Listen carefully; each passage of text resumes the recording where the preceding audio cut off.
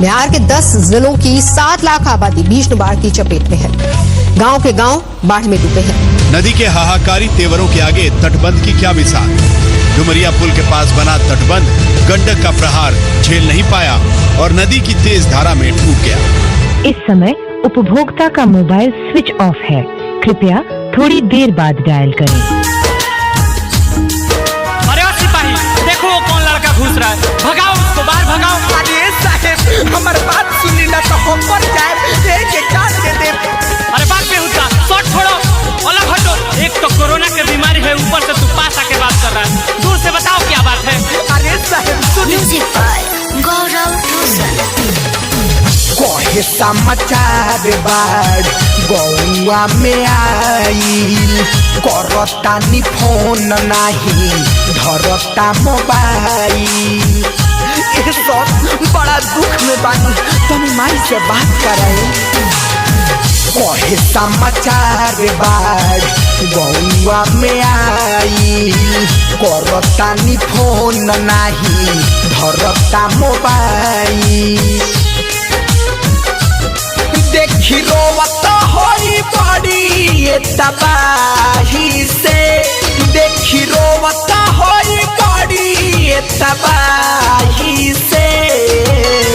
तनिका करा दिए साहेब हमारा के बात हमारा माई से।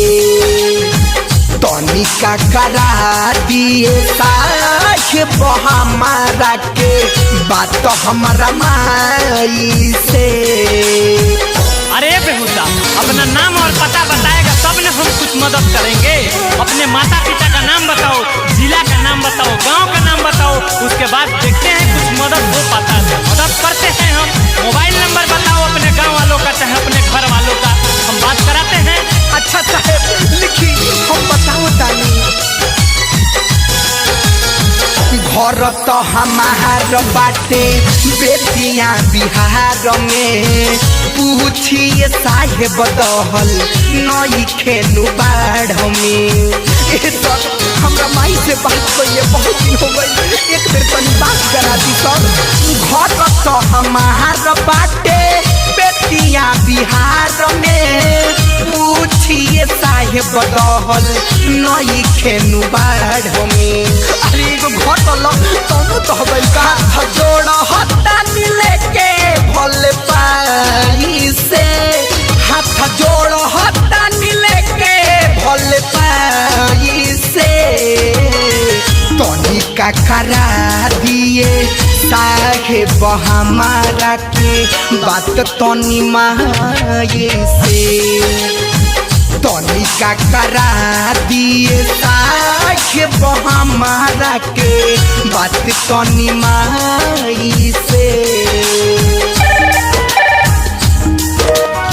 हेलो, हाँ तुम मुकेश बोल रहे हो?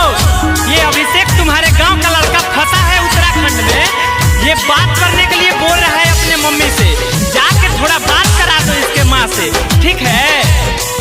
हेलो हेलो हेलो माई, कैसन बड़े माई? तोरा से बात कइले बहुत दिन हो गइल। कैसन बहाल माई, घर या पड़ो सके, गाय गोरू रखले रहली माई रे जवन पो सके। माही रे, तोरा से बात करके दिल के सुकून मिल गई। और तो बताओ खाना खइले कि ना? माई रे हाल का बा, घर या पड़ो सके, गाय गोरू रखले रहली माई रे जवन को सके। अरे भाई के कहल बा माई, शिव प्रेमी अभिषेक दुनु भाई से, शिव प्रेमी अभिषेक दुनु भाई के। दिल के सुकून मिलल हमारा रे माई, तोह से बतियाई के।